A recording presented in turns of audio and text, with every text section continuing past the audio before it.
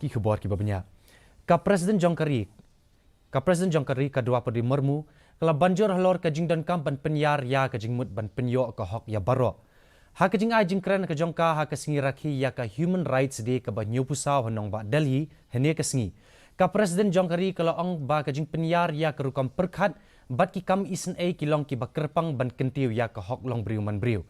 Kala benrap syuk balada ki briu ki bu iladi ha ke jaka jong kitu ki ba sya le ben. Kani kan penlong yaki ban peipang bat ban penlong yaki ban le ya ka badan kam. Habakran halor ka jing sedang jong ka National Human Rights Commission men haus nam balala kamarmu kalau ong ba ka National Human Rights Commission kaya le kat bala ban pensapriang ya ka hok ha ka long briu man briu.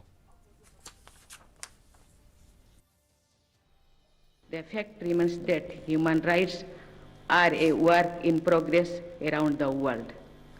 At home, however, we can take solace in the fact that the National Human Rights Commission has been making the best possible efforts to spread awareness about them.